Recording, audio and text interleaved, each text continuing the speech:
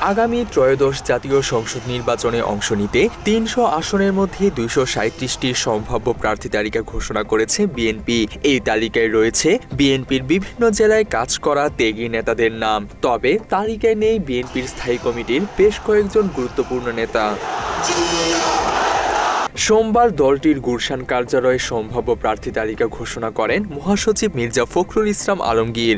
আমরা আমাদের প্রয়োজনে আমাদের স্ট্যান্ডিং কমিটি যে কোনো সময় এটা পরিবর্তন করতে পারবে। এই তালিকায় নেই বিএনপির স্থায়ী কমিটির সদস্য নজরুল ইসলাম খান। একই অবস্থা স্থায়ী কমিটির অন্যতম সদস্য বেগম সেলিমা রহমানেরও। দলটির সিনিয়র যুগ্ম মহাসচিব রুহুল কবির রিজভী, যুগ্ম মহাসচিব হাবিবুন নবী সোহেল, সদ্য মনোনীত যুগ্ম মহাসচিব হুমায়ুন কবিরের নামও বাদ পড়েছে সম্ভাব্য প্রার্থী তালিকা থেকে।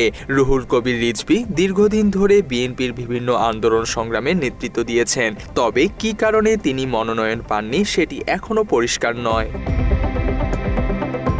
এছাড়া বিএনপি চেয়ারপারসনের উপদেষ্টা আব্দুস সালাম, মোয়াজ্জেম হোসেন আলাল, আমিনুর রশিদ ইয়াসিনের নামও বাদ পড়েছে তালিকা থেকে।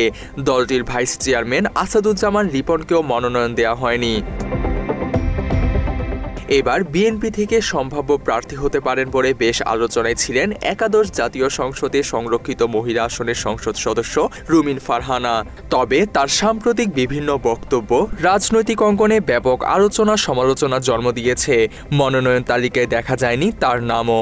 সম্প্রতি একটি গণমাধ্যমে বিএনপির ভারপ্রাপ্ত চেয়ারম্যান তারেক রহমানকে ইঙ্গিত করে করা তার এক মন্তব্যে শুরু হয়েছে তুমুল সমালোচনা। দেশের বাইরে গিয়ে নাগরিকত্ব নিয়ে সংসার পেতে বসে দেশের বাইরে এই লোকের দেশপ্রেম আছে, এটা বিশ্বাস করার কোনো কারণ নাই। অন্যদিকে অতীতে ঢাকা ১০ আসন থেকে নির্বাচনে অংশ নিয়েছেন দলটির আন্তর্জাতিক বিষয়ক সম্পাদক নাসির উদ্দিন অসীম। এই আসনে একবার প্রার্থী হয়েছিলেন বিএনপির আরেক নেতা রবিউল ইসলাম রবি। তবে তাদের দুজনের নামও নেই ঘোষিত তালিকায়।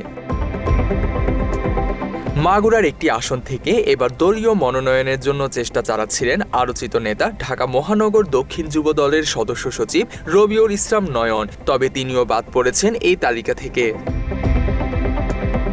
এছাড়া বিএনপির সিনিয়র নেতাদের পরিবারের সদস্যদের অনেকেই বাদ পড়েছেন মনোনয়ন তালিকা থেকে।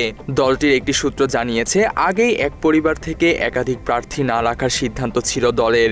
এই কারণে বিএনপির স্থায়ী কমিটির সদস্য সালাউদ্দিন আহমেদের স্ত্রী হাসিনা আহমদ, মির্জা আব্বাসের স্ত্রী আফরোজা আব্বাস, ইকবাল হাসান মাহমুদ টুকুর স্ত্রী ও সাবেক সংসদ সদস্য রুমানা মাহমুদও বাদ পড়েছেন তালিকা থেকে। তানজিম হাসান, বাংলা এডিশন।